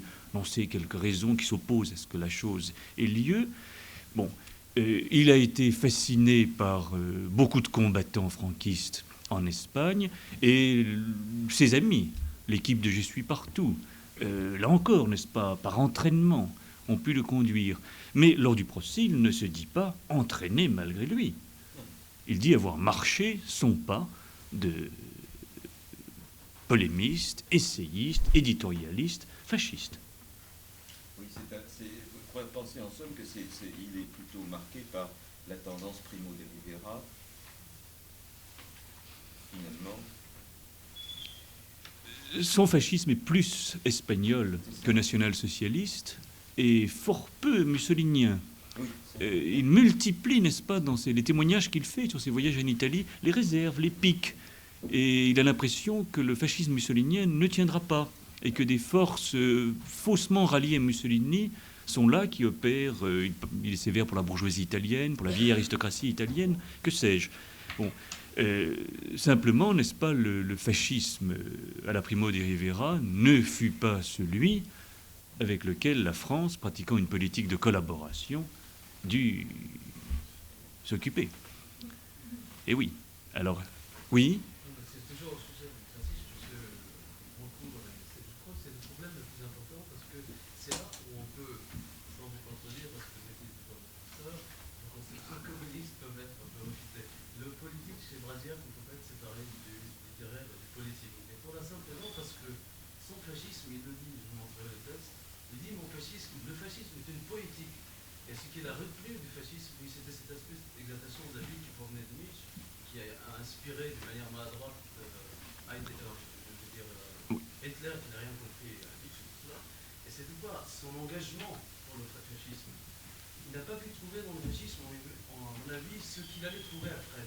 Cette exaltation, cette expansion dans l'espace de Hitler, qui était une expression géographique, il allait la retrouver après, au contraire, où là-bas l'espace était beaucoup plus spirituel, où le poétique avait rejoint justement le mystique, le sens de ce fascisme que justement on va dire que les doux, il était doux, vous avez raison de dire que son engagement des doux n'était pas violent, mais je crois qu'il avait mal compris. C'est à partir de là qu'on peut dire son œuvre littéraire, on n'a pas intérêt même à la séparer de sa politique, de dire que tout simplement ce fascisme engagé dans la liberté extérieure, artificielle, était l'apprentissage d'une âme qui allait se retrouver dans cet espace spirituel où elle allait comprendre que son fascisme était Oui et non.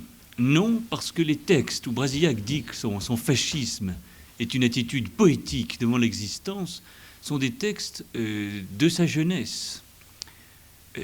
Au moment où il commence sa carrière de journaliste, soucieux, voyez, de reportages à propos de choses vues dans d'autres pays, et puis ce journaliste, amateur, si je puis dire, et témoin du fascisme des autres, très vite, va faire positivement de la politique en France. Et dès lors, n'est-ce pas, il dit bien que le fascisme, ce devrait être une certaine orientation, que devrait prendre le régime de Vichy, que Vichy ne se décide pas à prendre, que la collaboration permettra peut-être un fascisme authentique, etc. Là, on n'est plus du tout du côté de la poésie. Oui, parce que son espace géographique était rempli de kangourous. Mais je veux dire qu'il avait gardé quand même jusqu'à la fin cette politique.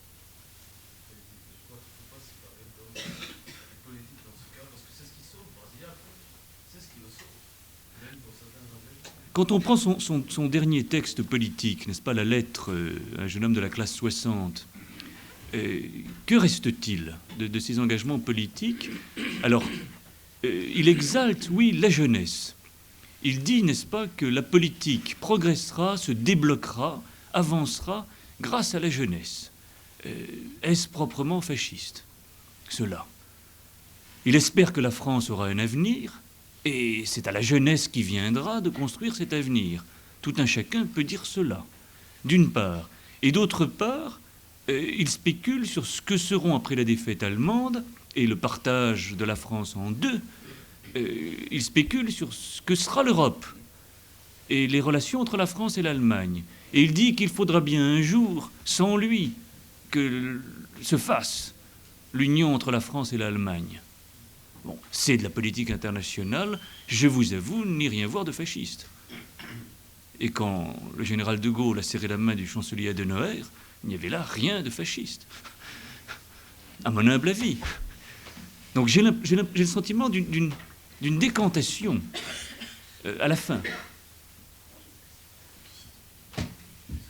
Mais la question reste. Ce qui reste pendant, c'est la question des influences directes que Brasillac a pu subir, a pu recevoir, et notamment, n'est-ce pas, ce que dit Madame Brassier constamment, l'influence de Pierre Gaxotte. Parce qu'elle va loin. Elle va loin, et faute d'une bonne biographie de travaux d'historiens sur la carrière de Pierre Gaxotte comme historien, écrivain, journaliste, directeur de presse aussi, faute de tels travaux, j'hésite à croire pleinement Madame Brassier. Brasillac serait devenu violent parce que Gaxotte lui en aurait donné l'exemple. Brasillac se serait aventuré à l'extrême droite parce que Gaxotte l'y aurait laissé aller.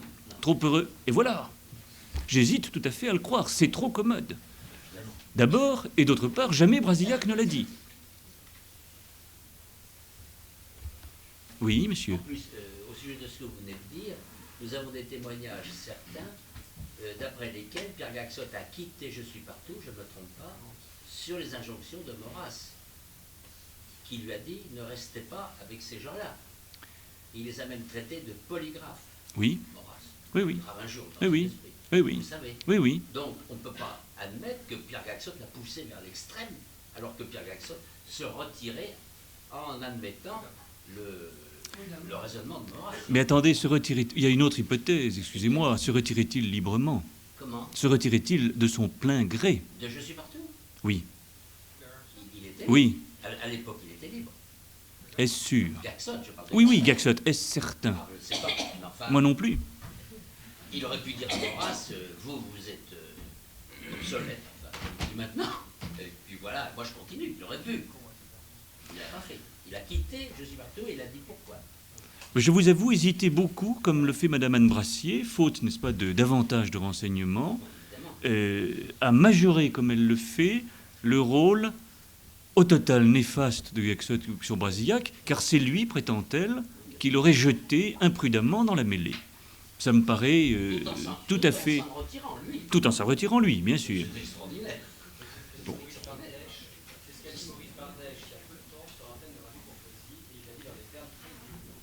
En effet, il a soutenu la thèse de Madame Brassier, et d'ailleurs il l'a déjà soutenu. Bon, mais je pense que viendront, n'est-ce pas, de grands livres sur ce prodigieux écrivain qui est Gaxote, et sur cet homme qui eut un rôle politique et journalistique très important. Je souhaite de tels livres et de telles études. Il faudrait, n'est-ce pas, que nous disposations des travaux d'historiens sur tous ces personnages. Bon, mais les choses viendront. Une question à votre gauche. Une question, oui. Mademoiselle Le Tourier. Je change complètement de sujet. Quoique je sois tout à fait d'accord avec Maurice Bardèche et Anne Brassier sur le rôle de Gaxote, mais je change un petit peu parce qu'il y a un aspect que je trouvais intéressant dans Brasillac, c'est le style de Brasillac dans ses articles. Oui. Et on peut trouver amusant de constater que Brasillac est un doux, comme on dit, on a ce goût de la vie, et on le voit avec quelque chose d'absolument violent dans ses articles. Il ne faut pas oublier, je crois, que Brasillac aimait énormément jouer. Il a un goût du jeu, du pastiche, et il y a beaucoup d'articles qui sont à la manière d'eux, et en particulier à la manière de Céline.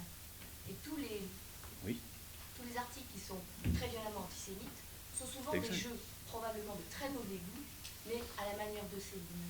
Et je crois qu'il y a beaucoup de choses comme ça. Il fait à la manière de Daudet aussi. Et ça donne quelque chose qui est très différent. C'est pour ça que Brasillac a 1000 facettes. Parce qu'il fait beaucoup à la manière d'eux. Et donc, comme le temps passe, il est lui-même. Mais alors attention, n'isolez pas le style de Brasillac journaliste. Et oui. Le jeu, c'est plutôt cette Et non. qualité qu'il a du jeu. Je ne le crois pas. Voyez ce qu'était le style du journalisme politique, de droite ou de gauche, d'extrême droite ou d'extrême gauche, avant-guerre. Aujourd'hui, n'est-ce pas, nous ne lisons plus que les articles de Brasillac. Mais que Gringoire et Je suis partout, et à l'extrême gauche, le style, au moment du Front populaire, le style de quelqu'un d'aussi cultivé que Jean Cassou est extraordinaire. Jean Guénaud a commis des articles, le sage Jean Guénaud a commis des articles d'une violence incroyable. Il y avait un genre, et il en faut tenir compte de cela. Moi, je ne les isolerai pas tellement, vous voyez.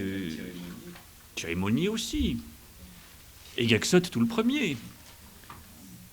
Et bien d'autres. Oui, monsieur. Oui, je m'adresserai, monsieur, moins à vous, le conférencier, qu'au responsable de cet établissement, pour leur faire part d'un regret. C'est qu'après environ 1h20 d'un admirable exposé, strictement et volontairement cantonné à l'esthétique de Brasillac, on escamote peut-être un petit peu l'autre aspect essentiel, c'est-à-dire sa vie politique, la salissure de sa condamnation et de son exécution, en une discussion qui est forcément moins construite et peut-être moins convaincante, en particulier pour les jeunes qui, par bonheur, sont nombreux ici, qui connaissent mal cet homme et qui continueront peut-être à le mal connaître, comme il serait souhaitable que notre exposé, notre année peut-être, vienne compléter cette lacune et traiter en profondeur ce phénomène et les rapports de Brasillac, je ne dirais pas avec le fascisme, mais avec les fascismes. Oui, tout à fait. Tout à fait. Je vous remercie de votre intervention. Je ne veux rien escamoter. Mais alors, là, il faudrait consacrer une conférence entière, pas seulement au procès de Robert Brasillac et à son exécution, mais à l'ensemble des procès dits d'épuration ayant frappé des écrivains. Alors, vos réactions, je les partage dans une bonne mesure. C'est un procès. Brasillac s'est constitué lui-même prisonnier et pour cause, les pouvoirs en place avaient arrêté sa mère et ses neveux pour en faire des otages, ce qui ne semble pas très juste, d'une part. C'était une juridiction exceptionnelle, d'autre part, à quoi l'on répond à époque exceptionnelle, juridiction exceptionnelle, je ne sais trop ce que cela vaut comme argument en droit. D'autre part, les magistrats commis, tous les trois avaient prêté serment de fidélité au maréchal Pétain. Or, précisément, il reprochait à Brasillac d'avoir appliqué les consignes du gouvernement de Vichy, notamment à propos de la collaboration avec l'Allemagne. De surcroît, les jurys étaient tirés au sort, non parmi l'ensemble des citoyens, mais uniquement parmi des Français s'étant illustrés pour fait de résistance. Bon, ce qui donne, n'est-ce pas, une série de... Bon, pour ce qui est de la justice, je crois qu'il y a beaucoup à désirer. C'est l'époque, bien sûr. Bon, le procès de Maurras, c'est tout à fait semblable. Tout à fait. Bon, et alors, monsieur, pour abonder dans votre sens, il y a une autre question plus grave encore. Ces procès qui frappaient des écrivains et dont certains laissèrent leur vie, bon, Paul Chac, Brasillac, quantité de journalistes. Ces procès, André Suarez, bien sûr, ces procès, et d'autres, ces procès avaient lieu contre des intellectuels au moment même où passaient à travers les mailles de l'épuration et de la répression des collaborateurs économiques, des miliciens, des membres de la LVF, eux, n'est-ce pas, peut-être aussi coupables, sinon plus, que des intellectuels. Le procès pose la question très générale de la... C'était voulu, bien sûr. Rien n'est hasardeux dans ces affaires. Quand on s'intéresse à l'intelligence, on a toujours droit au traitement de faveur. Voilà. Bon, ajoutez, n'est-ce pas, que dans le cas du procès Brasillac, il y a peut-être un risque d'erreur judiciaire aussi, puisque le magistrat suprême commis à la charge de l'État a trouvé, paraît-il, d'après divers témoignages, 4 à l'heure qu'il est, dans le dossier, au moment où Maître Isorni venait lui demander la grâce du condamné à mort, le général de Gaulle aurait trouvé dans le dossier une photo représentant Brasillac portant l'uniforme allemand, ce qui ne fut jamais le cas. Alors, confusion du général entre une photo de Doriot, en effet, en uniforme allemand, aux côtés de Brasillac, lui en civil, faux fabriqué par quelqu'un de l'entourage du général de Gaulle qui voulait perdre Brasillac, erreur de lecture du général. On ne sait trop, mais si, comme il le semble, la grâce a été refusée en bonne partie sur ce point, c'est ce qui en français se nomme une erreur judiciaire. Et bien sûr. Donc, mais le magistrat suprême qui accorde ou refuse la grâce n'est pas tenu de donner ses raisons. De même les jurés. Alors pourquoi ? Alors je lis dans les souvenirs du général de Gaulle au tome 3 qu'il faut que les châtiments soient exemplaires dès lors qu'on en a plus de talent que les autres. Ce qui est une conception de la justice très particulière. Mais je ne veux pas m'embarquer dans une polémique. L'affaire, n'est-ce pas, l'affaire du procès et de l'exécution de...